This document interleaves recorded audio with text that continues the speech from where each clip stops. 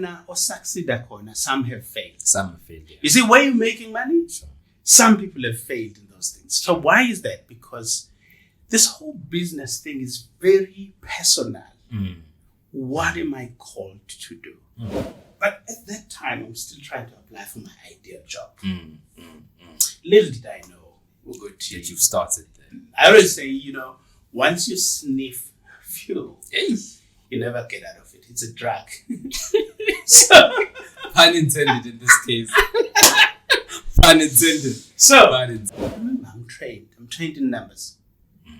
I graduated in accounting. I understand debit and credit. But more importantly, I understand net profit. So I'm not sitting here putting together, balancing the numbers. I'm saying, yes, man. This business. Is it making it or it's not This making it? is it. This is the real deal. This thing is making money. I'm reconciling this thing every day. The back end, you don't wrong, understand it. Sure. I get you 100%. The interest started growing. Yes. Yeah. A lot of young people have got a problem with indaba yemali. Where do I start? I've got big ideas, but I don't know how to fund them. At that time, one of the things that these two books, ezangisiza was to understand that there's too much money in the world than people can handle.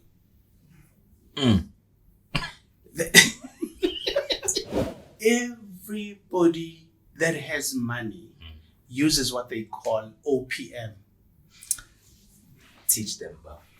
It's very simple. And think about it. Teach them.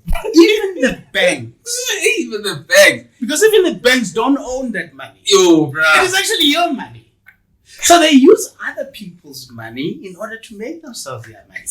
And I learned that. Ever since I learned that, money has never become a stumbling block in my life. Ever. There is no transaction that I want to get into and I think money is a problem. But you see, when you start having this mind shift, you never ever say, who am I to have 1 million? But you're saying, how can I have 1 million? 100%. It just re-engineers your mind. Sure.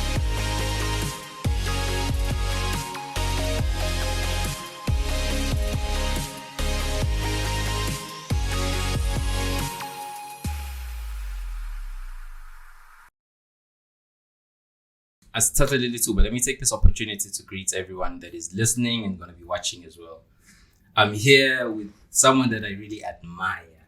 I've been admiring this gentleman at afar, but obviously learning from. So, again, being a greetings, Mr. Mbatha, and I'm sorry to everybody that's listening. Must just look at it in Ndabezitha because in Diasekai. Greetings, Bob. Right.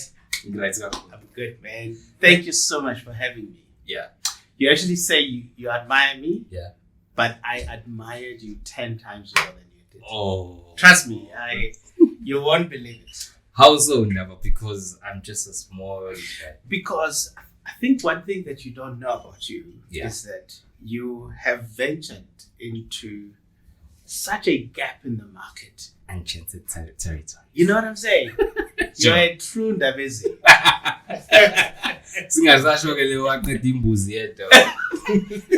Well, coincidentally, I happen to be selling goats. Sure. No, I think for me, it's a really awesome time to actually have a segment in our. As I say, would say, I've been admiring you at afar, obviously, and learning a lot from you. At some point, to just, hey, what do you think about such? Yeah, sure. But I think the one thing that really stands out is something that you said at a fuel or retail workshop that we did in Kwakusere Bay. Okay. In Bangin, I think. Years ago. Okay. Yeah. We were in partnership with Amajam, not obviously. Yeah. Please remind me, what did I say? You touched on how. Well, everybody, I think now who follows you knows the story of how you built yourself up and moving from not getting a job. Yeah, you started off as an accountant, and all of that. Mhlawumbe nje, in just summary of that, the earlier years to get you where you are today, because it's gonna touch on the name of the segment as now, but take me through from usuka entsepeni. Yeah, so I'm born from Enqabeni kwaShaka, kusemakhaya. Yes. So I actually grew up in a typical rural, you can't get any rural than that. Sure. In Kulevele, Lucy Inkomo, Hambi Deep, and all those kind of things. Sure. Typical rural boy. That's why I am. Asemakhaya, exactly. Yeah. Sure.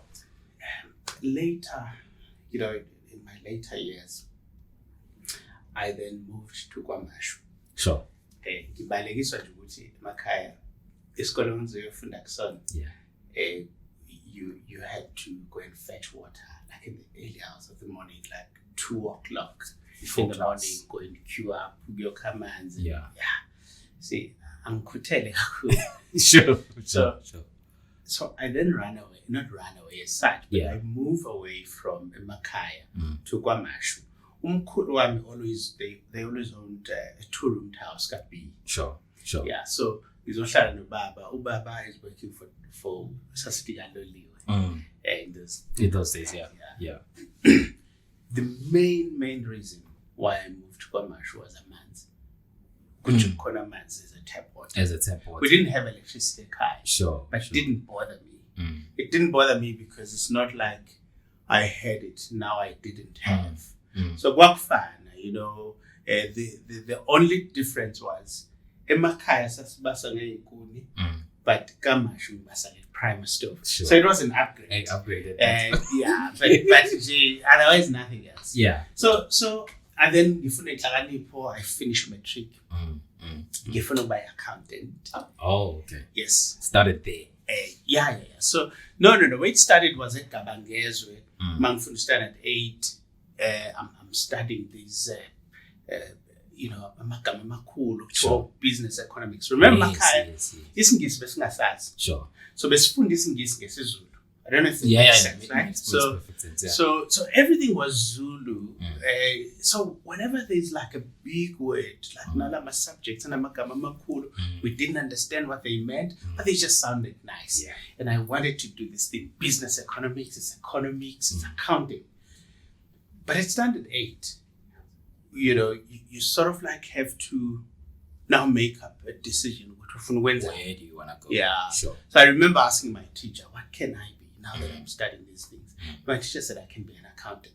That's really how I fell in love with the whole accountant thing. Otherwise, I had never met one in my life. I'd never seen one. I didn't know what accountants did. But because my teacher said this big word. You saw yourself as an accountant. Right. So then I pursued this, and in my head, I want to be an accountant. Unfortunately, we didn't have really a means at 10. Yeah. Not that we were poor. Okay, only now that I realize we were poor. Okay. But actually then, if you ask me if we were poor, I knew poor people, but not us. Yes. So poverty is relative. Sure. So ngaleso sikhathi, ubaba behlanganisa, so I couldn't really go to university. But eventually, I found my way to register eMangosuthu Technicon. Okay. I did a diploma in cost and management accounting because I want to be an accountant. Yeah. Big words. Yeah. Sure. Big words. But another inspiration came from a Sbonelo magazine. I don't know if you know. I'm not sure it's Sakon. Ironically, I worked there as an intern. Yeah. Oh, you did? Yeah. So Sbonelo magazine, right? Sure. So they would have, a magazine. We didn't really read magazines. That's Boogie Tom. Sure. Because, reading was... Yeah. But, as I flipped through, there was a section near Gula, as I say it. Sure. So you'd actually imagine yourself eating out of... Grabbing out of that page. So we would love those things like, this dish and you're imagining yourself eating out of this thing. And then, but across that page, there was a well-dressed man in a suit. I still remember it was a grey suit. petty briefcase, and I was like, accountant. Yes, this is what I want to become. Sure. So this really was the inspiration. So in Mangosuthu, I finished 3 years, got my diploma. I'm now looking for a job. See, the reality is that everybody who goes to varsity, nobody imagines themselves eqeda isikole mesengasebenzi. Yeah. It is unfortunate that we're finding ourselves in that, but a lot of young people, if you ask anybody who spends their money, abazali kwakudayiswa inkomo thina, abazali badayisa inkomo, hambe register. The ultimate is that mawuqeda uzosebenza, get a job. But again, there was a lot of pressure. Sure. The unemployment was not as high as it is today. Yeah. It was still high. Yeah. But not as it is today. Sure. As a result, uma uqedile kwakuthiwa umfana kaMbatha unejazi. The whole community would know umfana kaMbatha unejazi. It's a big thing. Yeah. But that also came with a lot of pressure. A lot of pressure because mase unejazi phela you can't be seen. But again, remember ukuthi mina ngifunde ngingahlala kwaMashu. So mangiye esikoleni khona ama-out vele silingana nawo, abanye they've dropped out esikoleni bahleli laphana ezitamkokweni naphansi kwesigxobo. Sure. So I don't want to come and join them there, having spent time now at varsity, because then I'm going to affirm lento ethi siyafana. What was the point for you to go to varsity? So we will tell in that. Sure. So there was that pressure. No, I don't want to be seen. So as a result,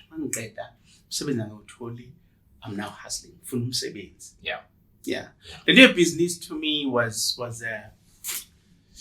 situational. So there's a book I just I did see that. Right. So I call myself a situational entrepreneur. Yeah. And because I looked for a job, my brother. I looked for a job.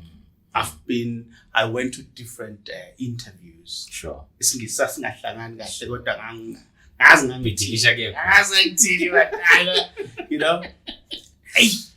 Sure. Eventually, I think out of frustration, you're serving the garage. While I'm looking for a job. Was any garage that was close by? Or? Yeah, it was close by. Sure. No, but ngilithola lona ngivolunteer kwenye organization ubizwa nge-YFC. Ngivolunteer khona because I just want to be just away be busy. From home. Busy. Kangaholi. Sure. Ngihlahla ubaba nje wayesebenza kaloliwe wayene-free pass ticket. So ngikwazi ukuhamba ngestimela mahala. So then while I'm doing that, Mr. Hlatwayo, who was an alumni Westville. Westville. So I met him my gatherings. I need to share my CV. Sure. So I'm phoning that we just bought a garage. Do you wanna just come and work here? Yeah. So I was in PE at the moment, and Kene Basini, Sure. Mount Moriah engine. I go there. First job as a petrol attendant, my brother. Sure. First pay. I think I earned something like around 200 rand. But that 200 was like 200,000. The first time ever. Sure. You know what I'm saying? And then after that, some 20 promotions, and some of the store. I'm very office. I'm an office admin. Now, yes, I get it. I need to know lento le mawuphume varsity kuba nalama gathering lawo enziwayo. Esiwabalekelayo too. Yabalela because challenge is bonke abantu abofunda nabo uzothola uqashela esikole. Lo kaTelkom, lo kaMasipala, lo wena yashizila lo akuhlangani, So I used to avoid those. But the moment ngisebenza office. Remember you probably may not know this, but in my garage, as much as good engine lawyer, but igama le company alithi engine. So goodbye. Or like another so mawubamba phone. Sure. Yeah. Sure. You can probably say engine. But But the soul. in my paper, like Yes. the registered documents will call the company name. So people didn't know garage. Sure. So people actually didn't know garage. So ngazenzela what do you call this thing? Tag. Oh no, flyers. No, your personal stuff. Business card. A business card. Sure. So ngazenzela business card, right? Because ngase the office number. And really, it was just it had that self-fulfilling thing. Boost. In a business card. Sure. So ngaziprintela ama business cards, ngiyazibiza nge-assistant manager, yabo. Ne-business card lana. So manje ke sengiya kuma-gathering. Sure. It's your business card. Okay, thala. You're not In the Alcatel, face. The Alcatel ngiyithengele ubaba. Sure. Hayi lapho. Noma inamba yami unayo. Yes, my business card. You can call me. But I've got your number. No. I know. Yeah. It just felt good. Sure. It really felt good. So confidence booster. Yes. Yeah. I get you 100%. Yeah. So I really enjoyed my time. Sure. And but at that time, I'm still trying to apply for my ideal job. Little did I know we'll go to that you've started there. I always say, once you sniff fuel, Hey. you never get out of it. It's a drug. So, Pun intended in this case. Pun intended. Pun intended. Sure. So that's really how I got into the space, right? Sure. Sebenza laphana. But remember, I'm trained in numbers. I graduated in accounting. I understand debit and credit. But more importantly, I understand net profit. So I'm now sitting here, putting together, balancing the numbers. I'm saying, yes, man. This business. Is it making it or it's not This making it? is it. This is the real deal. This thing is making money. I'm reconciling this thing every day. The back end, you want to wrong, understand that. Sure. I get you 100%. The interest started growing in me. Yes. 100%. Baba ngolo 800 rand at the time, right? Interest started growing in me. I'm like, yes, this is good. So then I moved from there. I'm now a manager. So I moved to Pietermaritzburg to run another service station as a manager now. Sure. Yo. Yeah, but Baba, title here. Like I'm having title. You manage. Yeah, you manage. Yeah. Sure. Olu 3,000 rand lapha. But you could manage, Yeah, that was a big thing. Yeah. Okay. So I do that. And again, I moved from there to Pretoria. I'm also running somebody else's business as a manager. I'm really good at this thing now. But in this process now, sorry to cut you in, you are learning I'm learning. the whole I remember I started from grassroots. I started filling people's cars, inflating tires. So I know the whole process. Sure. I was a cashier, I was a merchandiser. So I can connect the dots from grassroots. So I understand the value chain. Sure. Ooh, you mentioned something that I really want to touch on. Just to pause for a sec. Okay, I think Ndawa, you touched on something that is very important at that other side where you spoke about the mindset. Yeah. Why is now izokuhlukisa ukuthi you have a business idea. Yeah. And from someone who generally doesn't know what to do. Yeah. Yeah. You are literally getting those young guys about Lalama games and TV games or my cheat codes. Okay. You are literally getting my cheat codes of the business. This is it. Yeah. So now you are at a managerial stage. Yes. And you're understanding the value chain. Take me to the present day Petroconet CEO from that point of understanding the value chain. Yeah. Sure. So remember, a Petroconnect is the end. Yes. La, where this whole thing starts is me buying my first service station. Right. Yeah. Interesting. And I know, a lot of young people, genuinely so, have a problem of where do I get money from? Sure.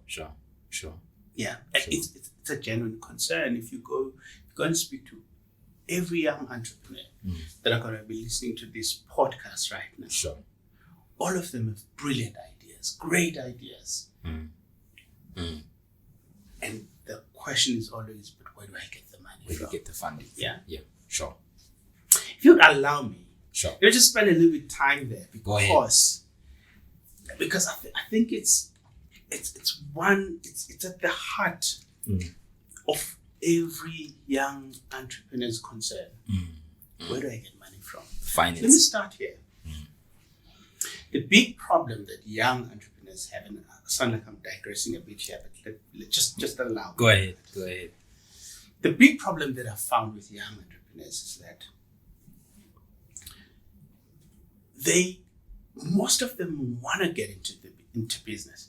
They want to. So if I called young entrepreneurs now, guys, everybody wants to start a business. So yeah.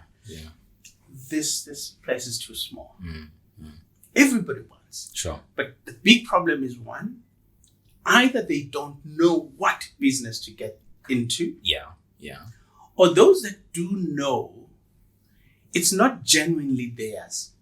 What do I mean by this? So a lot of young people that I come across are people that are inspired by you selling goats. Sure. Then they think that in order for them to succeed, they must also sell goats. Sure. They come to me because I sell fuel. They think that in order for them to succeed, nabo kufanele badayise petrol. Yeah, exactly.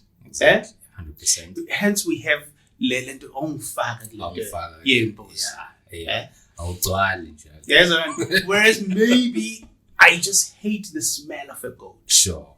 Maybe I'm allergic to the smell of a goat. Sure. You know what I'm saying? Sure. So where this whole thing starts, number one, identifying that which you are called for. Okay. All right. This probably sounds spiritual. Yeah. I was about to say. Like, okay. What are you called for? So let me break it down. Sure. What is that one idea that keeps you awake at night and you even forget to look at the watch? Okay. What is that one thing that keeps you awake on a weekend when everyone else is out and about and enjoying life, but you just... And this thing is just sitting here and saying, everybody's very good. Yeah. Everybody's exceptionally good at identifying problems. Okay. But very few people come with solutions to solve the problem. Right? So if you see a problem that gives you sleepless nights and you come up with a solution, you found it. Trust me, now you've found it. It's as simple as that. Remember, what is a business? A business is a problem. It's a problem solving. Yeah. So the moment you identify a problem, you've probably identified a business opportunity. There is no business that exists without solving does not solve any problem. Yeah. 100%. So that's as simple as that. Sure. So the question is, which problem have I identified to that I am able to solve? Once I find that, I've found it, right? So the big problem then with a lot of young men is that you still find people asking a question about, hey, Mbatha, I really want to get into this business thing, but I don't know what to do. The moment you ask that, and I know you haven't got it. So he or she is looking at the end product. Yeah. It's supposed to come to him instead of what yen. Here's a problem. People don't necessarily want to do what you do, or rather, they think that in order for them to have what you have, they must do what you do. I think maybe I need to put it that way. Right? Please break it down. So you don't have to do what I do in order to have what I have. Simply put, simple as that. Yeah. There are many ways of making money that talk to your set of abilities, your calling, what you're born to do, that can still take you to the same destination without having to smell petrol. Remember this. Sure. La wena or succeed corner, some have failed. Yeah. You see, where you're making money, Sure. some people have failed in those things. So why is that? Because this whole business thing is very personal. What am I called to do? What am I called to do? Kukhona abantu abakwa construction today who've made a lot of money, but there are people that have lost lots of money in construction. I have bought businesses where people have failed. Some of the service stations that I own are service stations. Monga Buza, the previous owner, angati ungaliki ungene kuleyo nto. Uzolahlekelwa imali.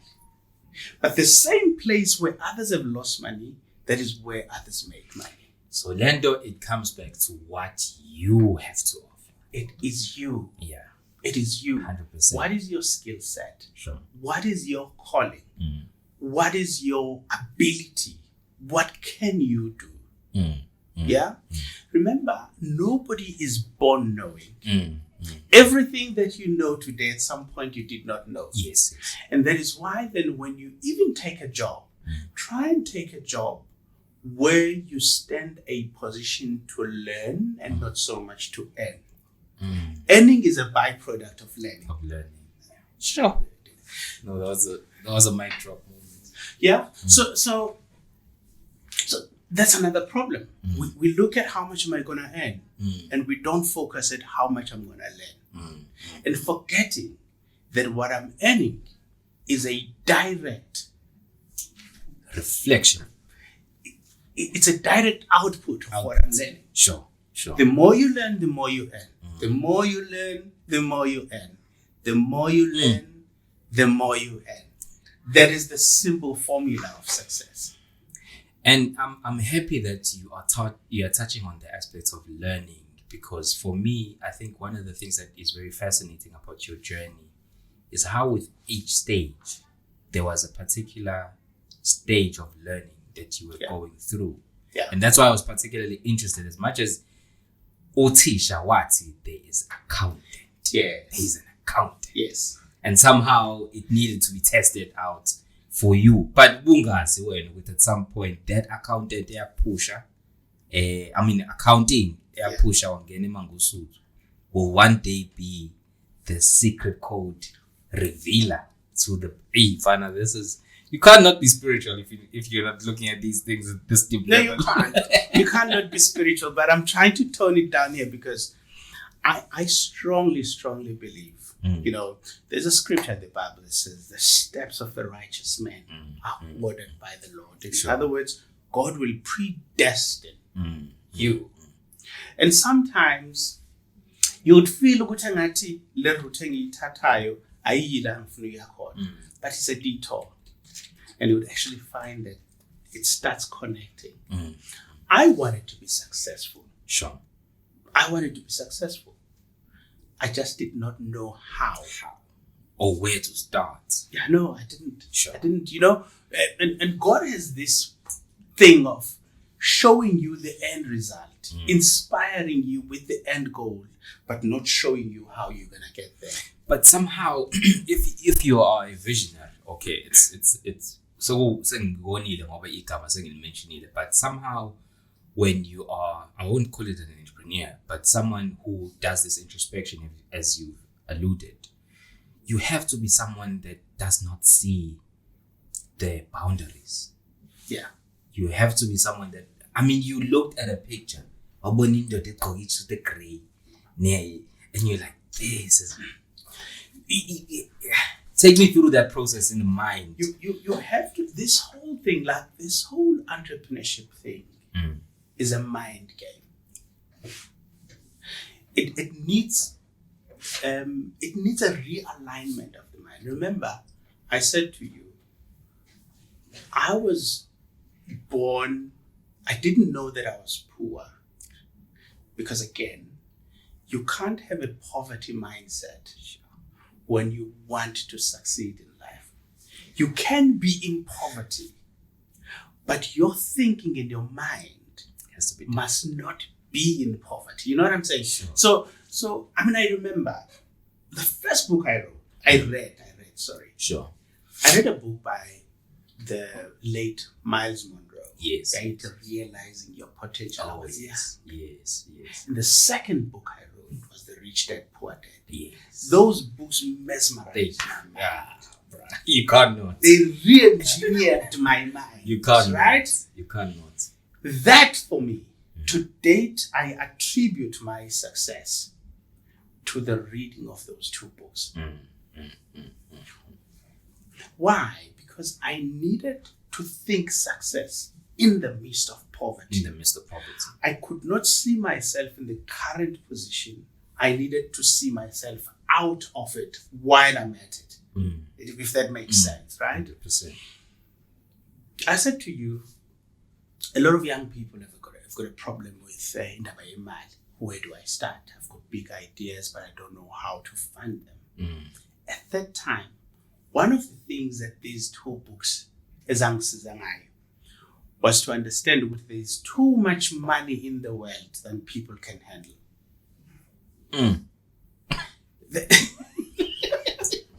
You look at me like you don't believe me. I promise you, there is so much money in the world than the population of the world can handle. The problem is this money is sitting in the heads of a few.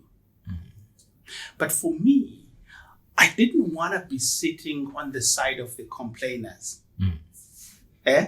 You will always have complainers. Sure. In anything, there's always complainers. Those people say, yeah, but abobani ba rich, abobani ba rich. Those people, you are not poor because they've taken your money. Sure. So in other words, me being rich has not really impoverished you. The problem then is the moment you're looking at other people with envy, you're never going to learn from them. So what I did was to start being inspired by those that are rich instead of complaining about being rich. And this mindset tends to help you if you hit a stumbling block at some point. That is the thing. Well, that's another one. You know, this entitlement thing, right? Sure. But you see, when you start having this mind shift, you never ever say, who am I to have $1 million? But you're saying, how can I have $1 million? 100%. It just re-engineers your mind, right? Sure. So like when I bought my first service station, it was 3 million rand. Sure. A 3 million rand izothengwa umuntu ongakaze abe no 100,000 in their bank account. Well, 50,000 for that matter. I had never seen 50,000 in my life. There I'm buying a 3 million rand business. Why? I'm thinking I learned in life and through these books, Uguchi, everybody that has money uses what they call OPM. Teach them, bro. It's very simple. And think about it. Teach them. Even the banks. Even the banks. Because even the banks don't own that money. Yo, bro. It is actually your money. So they use other people's money in order to make themselves their money. And I learned that. Ever since I learned that, money has never become a stumbling block in my life. Ever. There is no transaction that I want to get into and I think money is a problem. All I do, you know, when you get into the space, you start understanding, because this is a game. It's a game. This is Yazi. You laugh at Yazi. I'm sorry, I'm not gonna change that line. But it's a game that at some point, obviously, Robert Kiyosaki talks about the rat race, at which then you choose when do you want to get out of the race, or you remain in it. Yes. But somehow there is a lot of personal emotion that people tend to have with money that makes it very difficult for them to make certain decisions. I mean, where you speak to people and say, I have a great idea, but and then you then generally ask, usukabeka nje malini nje saying that I'm going to be my first investor. Ngilambile whatever. So there's that personal aspect of emotions towards money. Because people get attached to a tool. Money is a tool. Sure. Money is means. Sure. You know? Sure. Not a reward. Money is not paper. Yeah. You know the paper that's written 100, 200? That is not money. Money is not a plastic card that's either black or gold. Yes. That's not money. Money is not, we used to have checkbooks. Yes. Yeah, that is not money. The question then, what then is money? You know? Yeah. So, because before papers were, money was there. Think about it. So before there was invention of plastic, money was there. Right. Before invention of papers, money was there. So therefore, the papers we use and the papers we hold today are a representation of money, but they are not money. So Mbatha, what is money? So money, okay, let me just take it a step back, right? Sure, go ahead. Let me take it a step back. Sure. If you went to Lionel Messi. So I'm answering your question, what is money? Because I wanna just give you a perspective. Sure. So you go to Lionel Messi and say, hey Messi, you've got so much money.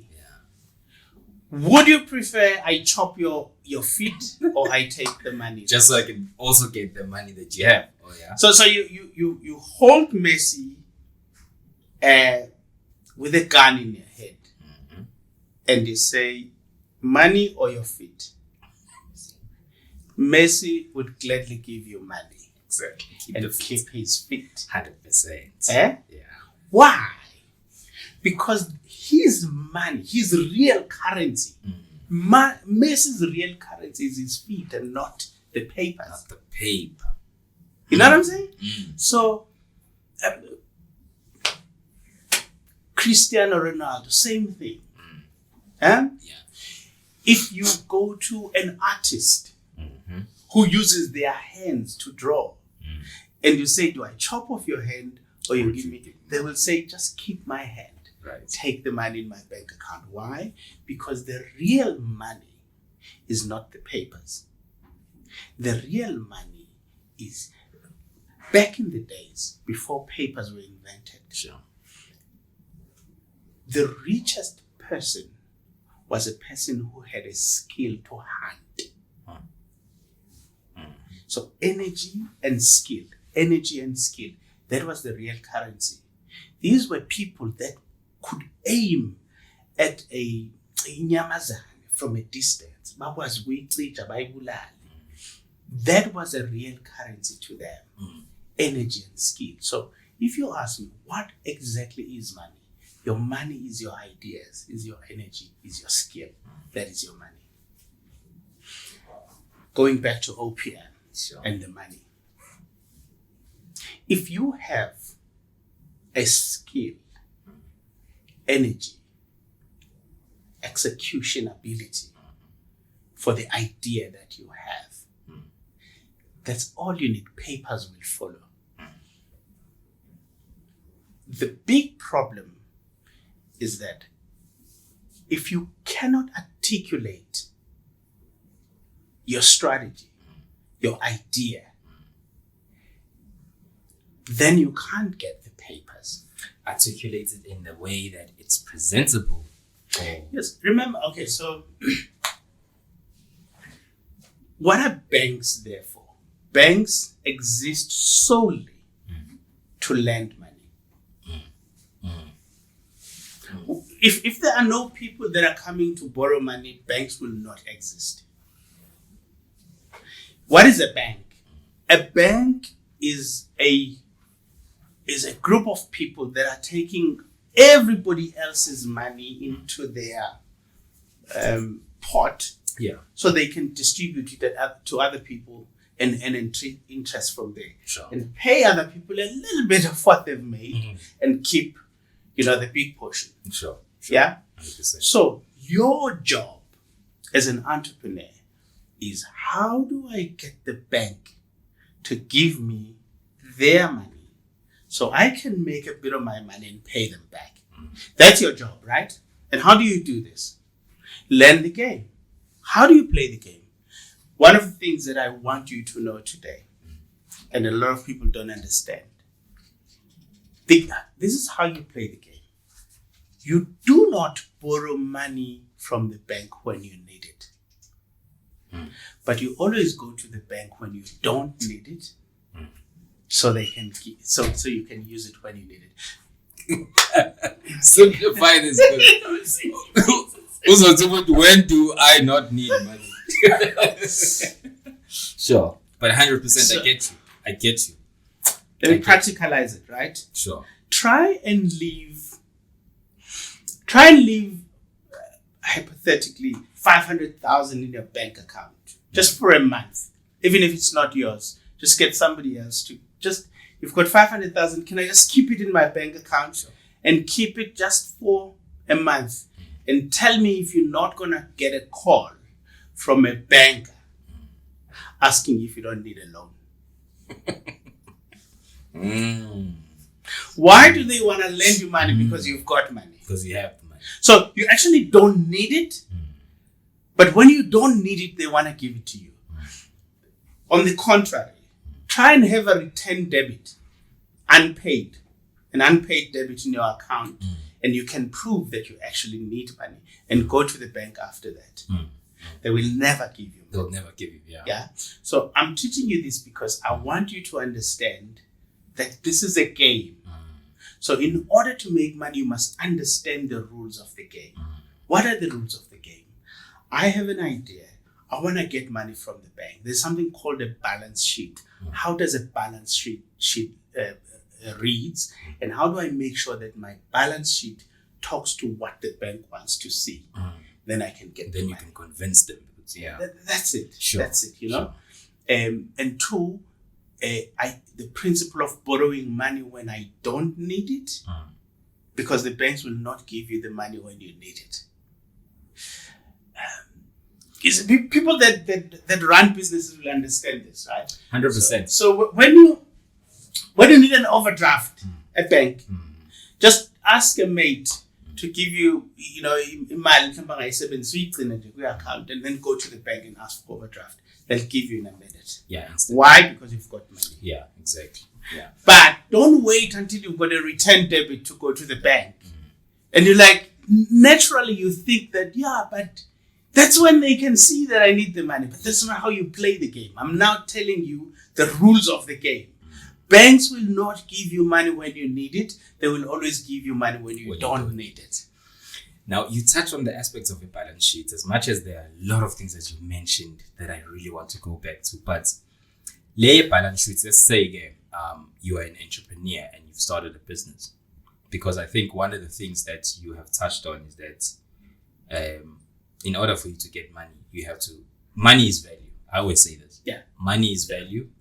And technically, business is an exchange of value. Yes.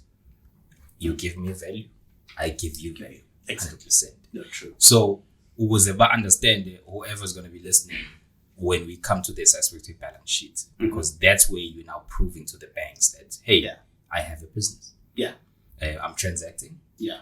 Yangeni mali, there's cash flow. Yangeni mali, yaphumi mali. Then I have everything on record that I can sustainably be able to take and multiply. Yeah.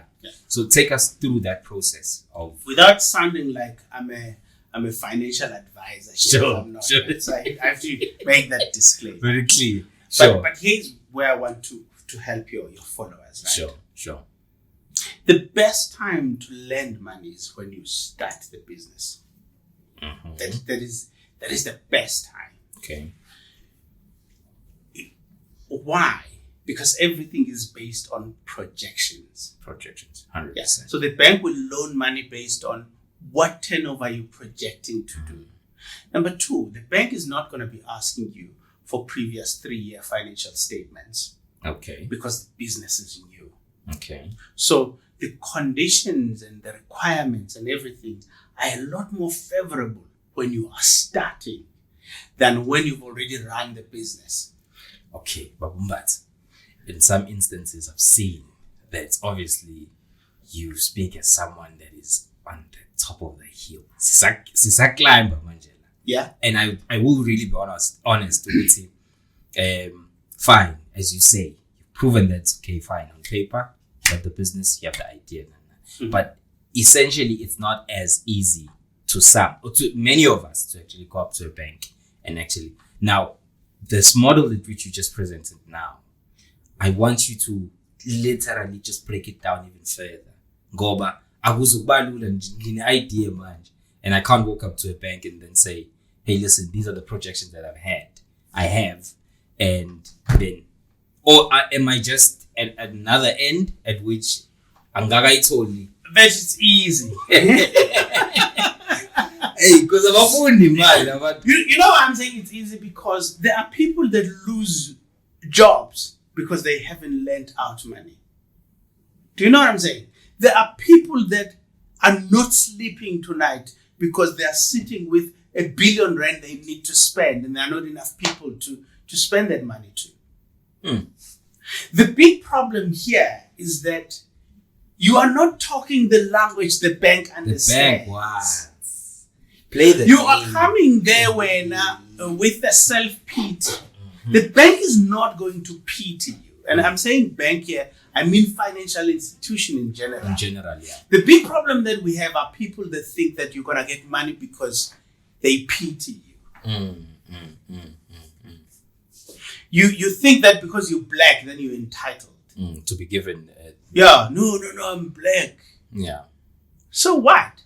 Sure. You know what I'm saying? So what I'm trying to say here is that your job as an aspiring entrepreneurs to learn how or to learn the language the bank understands. The bank understands. Speak the language. 100%. You will get the money.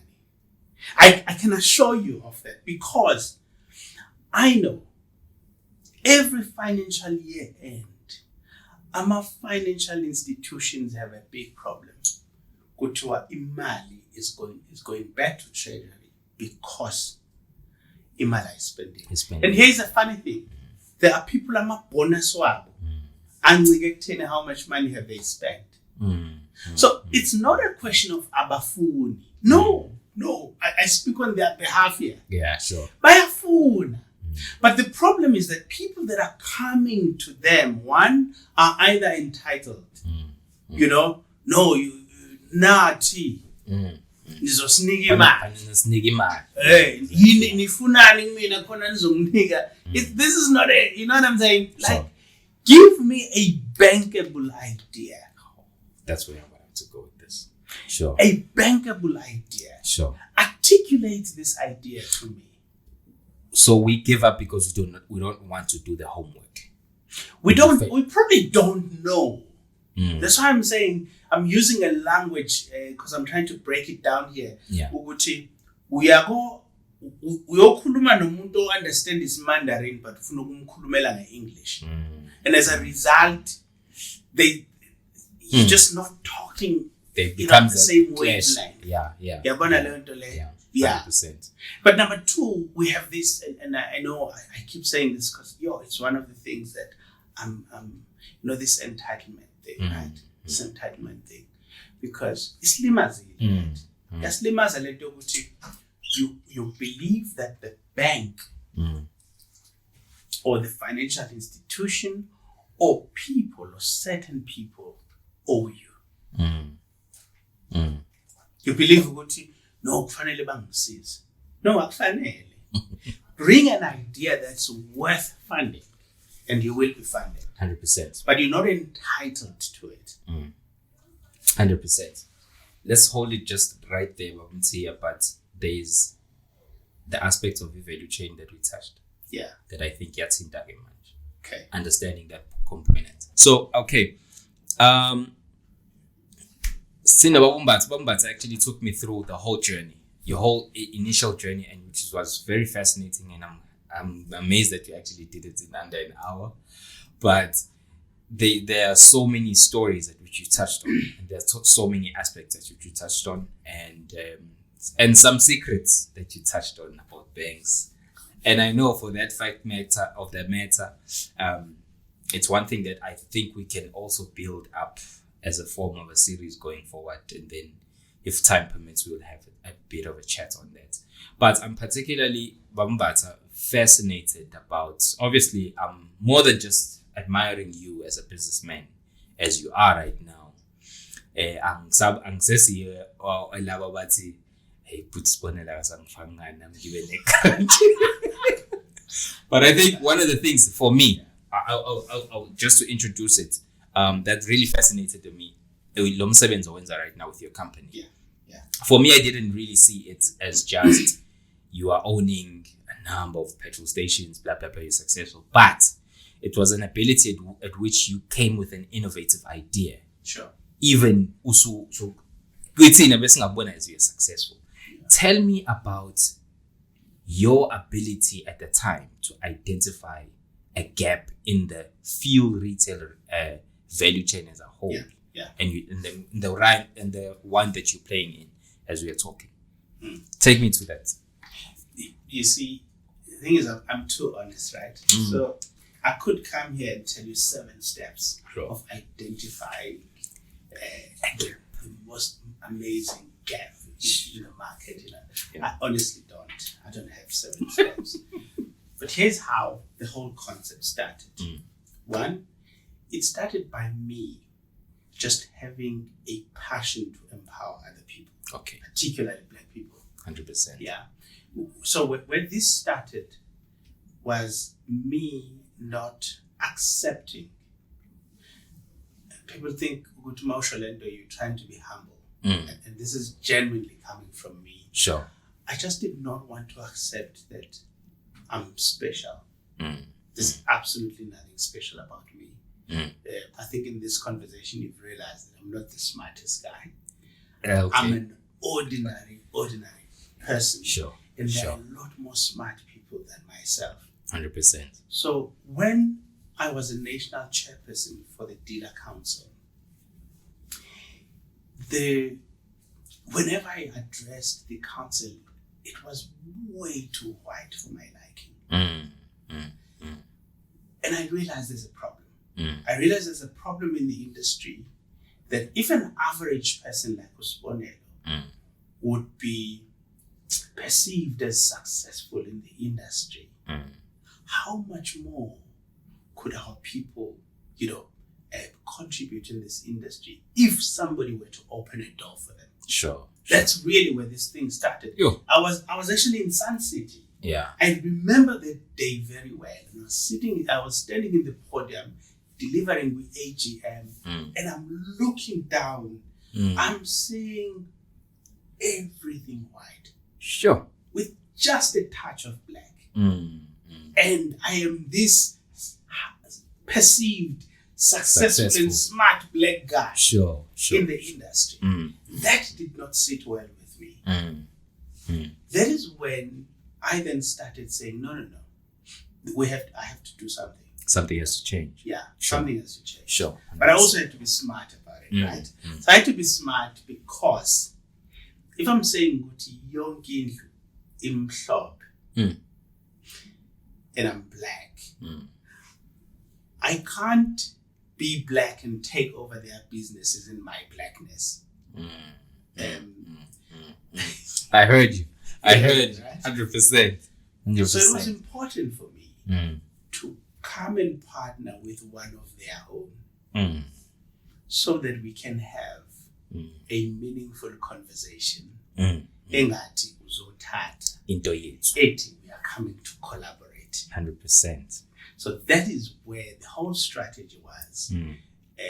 No, let me have a white partner. It was intentional because we need to reach to the white people somehow. Yeah. Reaching out is not, again, I'm not entitled. We're not entitled as black people to take over their businesses. No. Which is where it always gets left at. That is I really have a problem with that. So 100%, when we designed this whole thing, it was a case of how can we coexist? We're not coming here to take from you, but we're coming to join you. To partner. How do we transfer skills? Yeah. Because it's important. It's important that these skills that they've got are transferred. Our skills are but our skills can be transferred. Yeah, sure. And it's a mutual thing. Yeah. So it was important that I get their buy-in and also educate our people now about it. Hey. No. Here we're not coming to take, but we're coming to collaborate. So that is really where, for me, I identified a gap. It may be seen like that today, but it was really something that came out of passion to develop our people. So that's really where we then started PetroConnect. Sure. Then we started by opening the industry up because before then, nobody knew how to even buy a service station. All you could see when you bought a service station under new management. Advertise I also wanted to buy. So we then removed all that red tape, started training people up for the opportunities. To date, we've placed over 100 people across the country who are now owning different service stations, black people for that matter. We've also, that's why I spoke earlier about funding and money, because we've managed to get the bank. We've already paid out over R1 billion to all these people because I understand how money works. I understand how banks work, and we had to package this in the language they understand so they can release the money. Right now, they keep asking, do you have more? Yeah. Because you've mastered the language. You know what I'm saying? 100%. And that's a value chain, right? Sure. So that's really where, and for me, that's where really the fulfillment is. Yeah. The fulfillment is that, we were able to open the industry up to ordinary black people. And today, their lives have changed. Have they all been successful? No, this is business. Some people will succeed, some won't. My job is to ensure that I open it up to anybody that would like to be part of it. Yeah. Guaranteed? No.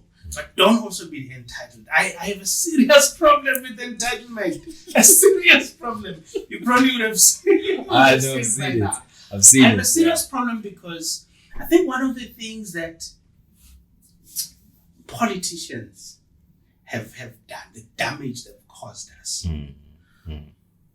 was to tell us that everybody, perhaps not put it in words, but imply that everyone owes us because we're black. Yeah. Everybody owes us because we previously disadvantaged. Everybody, government owes me. I'm poor today, or I'm sebenzi because umalume akangifakanga emsebenzini. Yeah. Sure. I don't have a business because Mbatha akangifinancanga. We have that, and I have a serious problem with that because I think we need to uproot that. It's a mindset change that needs to happen. We need to uproot that. Umalume wako does not have to. You have a responsibility of ensuring that you are employable. And then umalume can then assist. Does the rest, yeah. Umalume has no problem ukufaka emsebenzini. I think you folded your arms. You did not empower yourself. You didn't finish school. You didn't finish degree. You're not applying. You're just saying, no, malume wami HR manager. Yeah. No, it doesn't work like that. Yeah. Advocate. Because we need to uproot that mentality. Yeah. I am where I am because ubana agenzanga ini. There's something I don't know. I think Uvusi Tembebayo who gave this analogy, and I thought it's very profound. Would umakthi follow imoto on the side of the road? If you park and you just park and do nothing, nobody's gonna help you. But try and push your car You'll be amazed how many people will stop by actually join and try and join and push you. And I think for me, that's what is lacking. Our people just are parking by the wayside. Is it because possibly? I'm glad that you touched on the information that we are consuming from leaders. Is it because probably the information that is readily available for people to really get into that mindset change is not available? You wouldn't really say such, but it has to take a decision for you to read it. Exposure, Yeah. It's also exposure. This whole thing of change of mindset has to do with who do you hang out with? Sure. Which programs do you watch on TV? Sure. What do you read? If I went on your Facebook, who do you follow? Your TikTok, who do you follow? What do you post? What content are you consuming on a daily basis? So those things will shape how you think, how you speak, how you perceive yourself, and how the whole outlook about your life is. 100%. But Mbatha, as much as we're headed towards our end, but I'm happy of the many things that you've touched on. For me, if I summarize, you've touched on the genuine directive that you need to take as a decision coming up. You've touched on understanding the system and how to play the game. Yeah. Funny enough, because the segment is called "What's Your Next Move?" I always had this picture of someone taking that chess piece and making a move on the next. And you've touched on the importance of also identifying, obviously, an opportunity, partnering. Yeah. What would you say now, as Sbonelo, of the accomplishments that you've made, the greatest of them all would be, and from the greatest accomplishment that you've had, what would be your next move from now? Let me tell you, my greatest accomplishment, I'm going to tell you a story. Sure. It's tiny. Yeah, was 100%. One day, I'm driving to see my folks, Basemakhaya.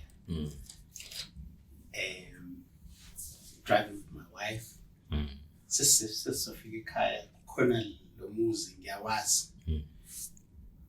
Bekumuzi omdala, sort of like, uyabona ukuthi isimo asikho kahle. Sure. But umuzi ngiyawazi. Mkhulu khona ngiyawazi. But this particular day, I'm driving past, I'm seeing a beautiful house. People. So this catches my attention, and we drive past.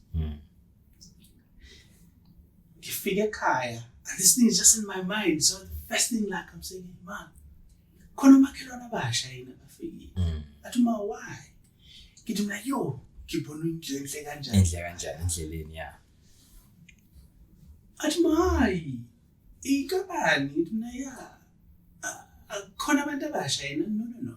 No, it's still the same people. Athi kanti awazi yini? Now what do you mean? Athi ingane yalaphayana is one of the kids that you paid for. Yahamba yayofunda. Isiyasebenza uthisha ibuyile yakhela abazali. Faith. Now that for me. Sure, bro. That for me was like, wow. Sure.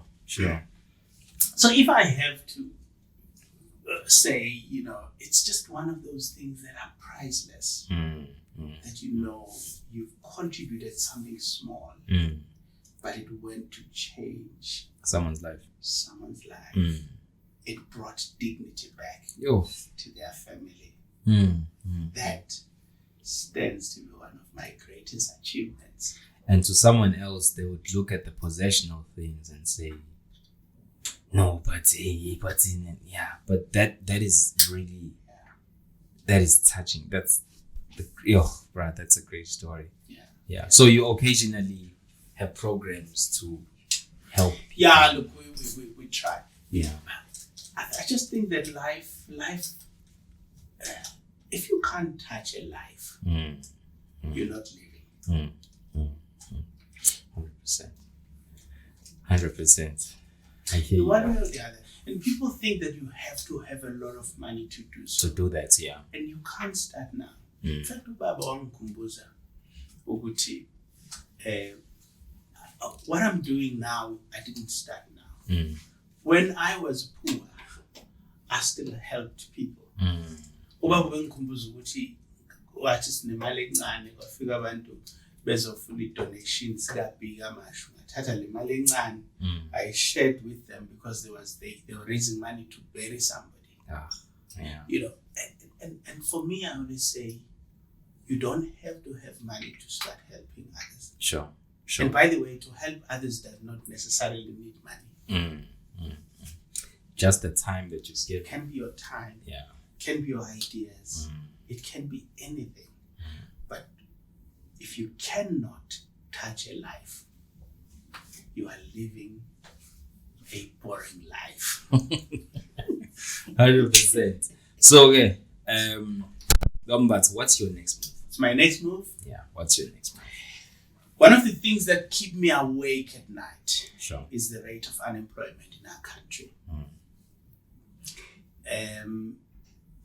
My next move is I would like to employ or to create employment opportunities for at least 4,000 young people before the end of next year. 4,000. At least.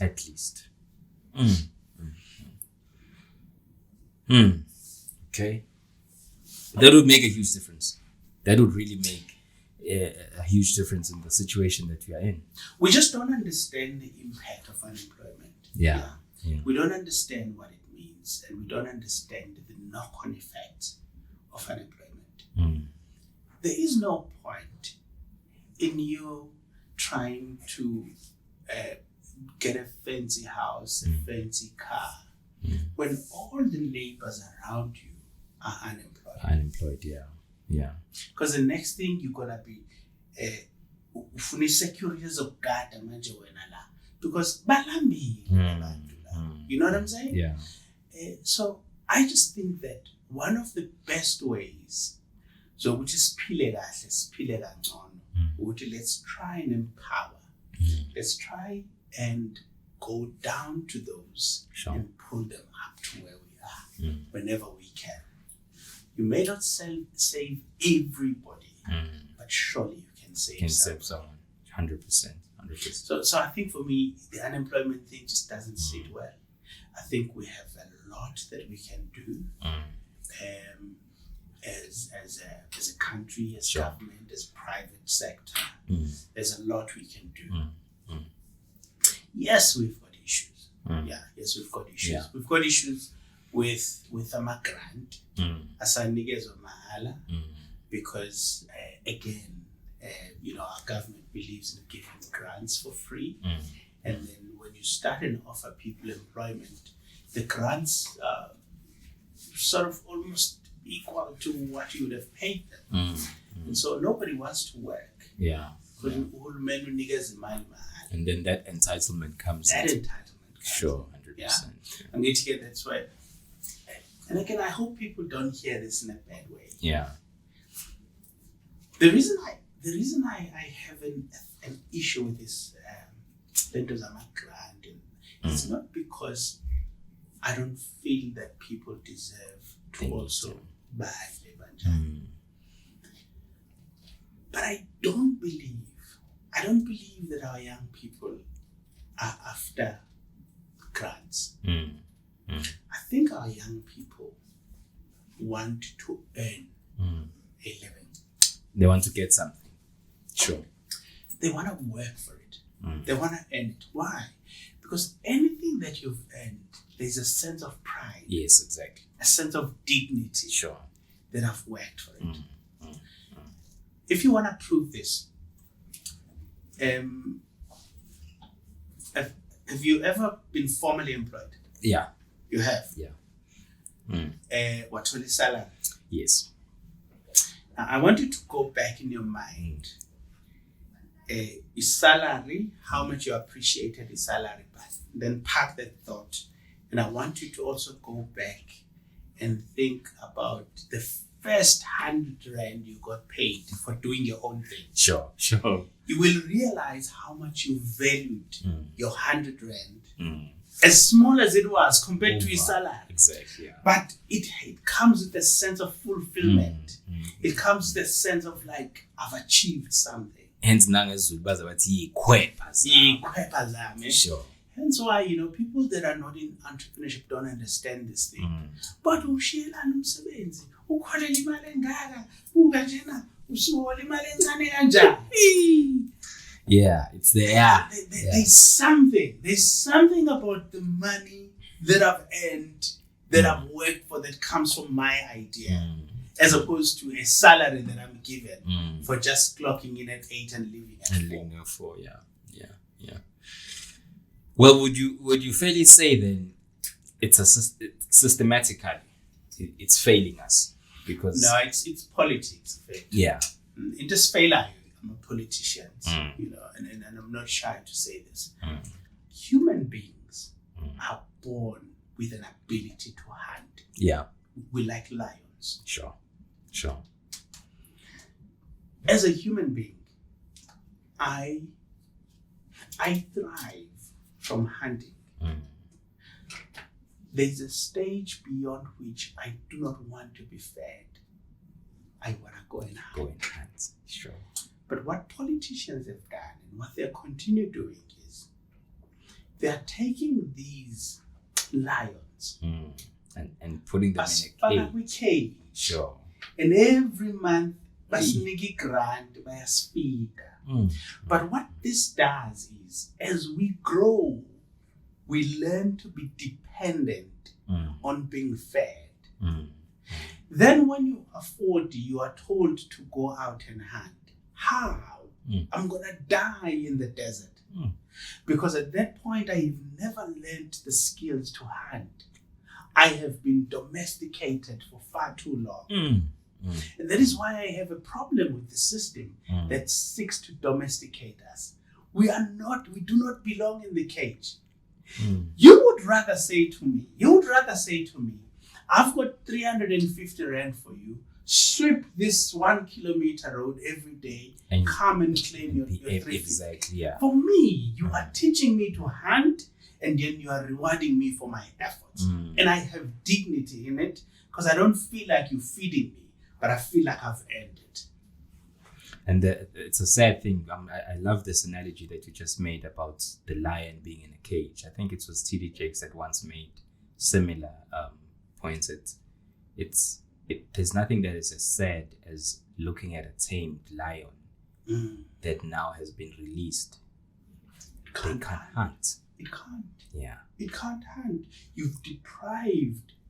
As much as it has all the skills, or rather it's got the claws, it's got everything that every lion has, but it has never learned the skill to hunt. It will die in the desert. I think that's one of the things that I get so afraid. It's sad that we now have to touch on some politics, but having to listen and learn and see at what people get excited over when they speak about nationalization of things and work and mines and all these other things. And there is nothing that is as dangerous, Mbatha, than giving resources to someone that is hungry, that has been hungry for many years. You see, people think that when we speak like this, they think we're speaking from a position of privilege. Of privilege, yes. That's the first thing. Like, oh, you see, look at them. But I would like to challenge and say, when I was poor, my mind, that's why I keep going back to the mind shift. It's a mindset. Because this whole thing is here. I refuse to stand on the side of the road and beg. I refuse. I would rather say to you, can I please go and wash your car? Then you can pay me, because I want to be paid. I don't want to be given.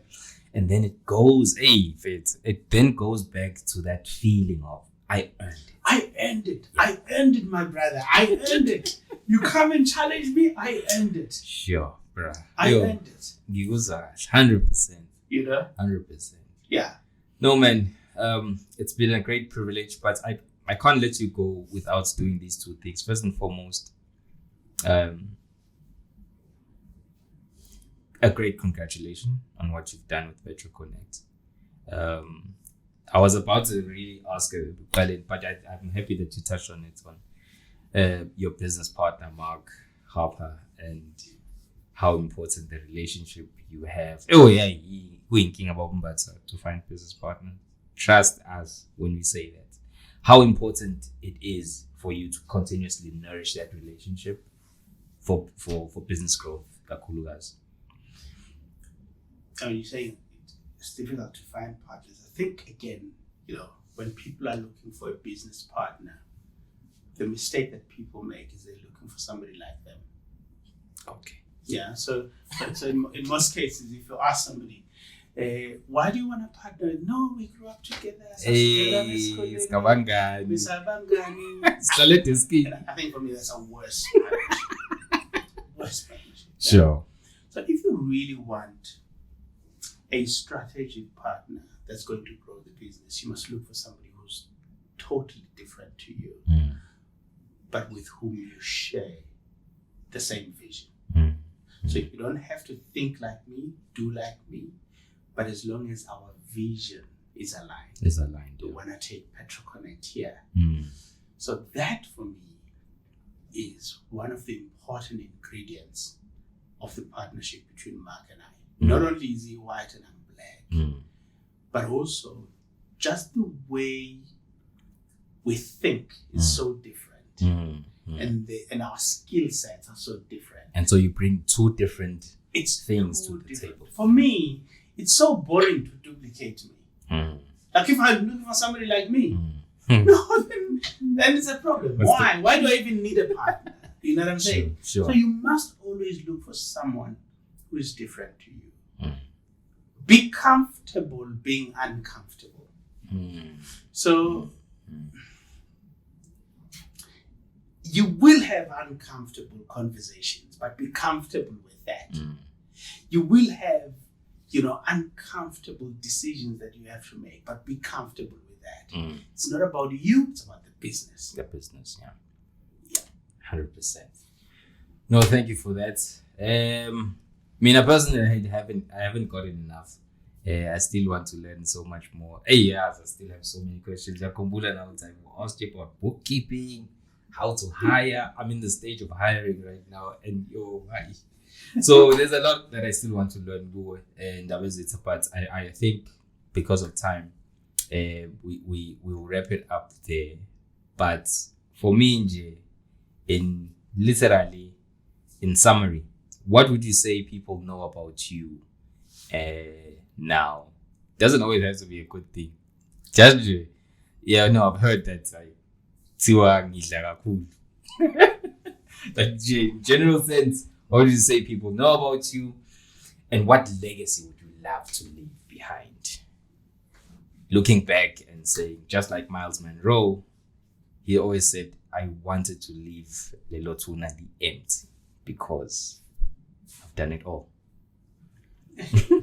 So I don't know if I'll answer your question, because the problem is what people say about me, they're not saying to me. They're saying to other people about me. So there might be those rumors that come through to hey, Sbonelo nje, hey, ungalinge nje. Uzuzuyekena because of certain. I wonder, what do people say about me? You haven't been that curious about. No. But again, I suppose because I've always been seen in the public space, either helping other people or that. Sure. And people think that I'm Mother Teresa. They think that I help everybody. Sure. I mean, I once had, every year I always come January, Sure. I showed you the emails that go to my PAs and everyone else. Bafuna school fees, and everybody believes when you're a businessman, you just have a couple of million rands that are just sitting there waiting for them, just in case they need something, this money. You know what I'm saying? Sure. I suppose it's mostly in that context that people believe, Mbatha just because I helped one person, it means I must help everybody. Everyone, sure. Which is really impossible. Sure, 100%. Also, another thing, let me tell you what people don't know about me. I can tell you to go to hell and you look forward to the trip. I can tell you where to get off. But you're still looking forward to getting off, but you actually realize after getting off, I was told to get off. Sure. So I'm not an emotional person, but I'm also very firm. But fair. So a lot of people would take my smile for stupidity and they think that I'm a walkover and I'm not. But I look like one. It takes years to master that. Yeah, it takes years to master that. Yeah. 100%. I've fired people, Mina. With a smile. All the time.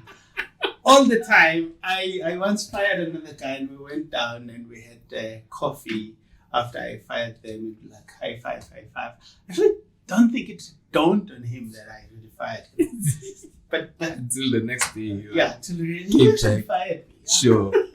So the legacy part. What legacy do you want to leave? Besides your beautiful family, just the legacy to go Sbonelo. But I just want to leave a legacy of business people, thriving business people that will always look back and say, had it not been for him, I wouldn't be here. But they owe me nothing.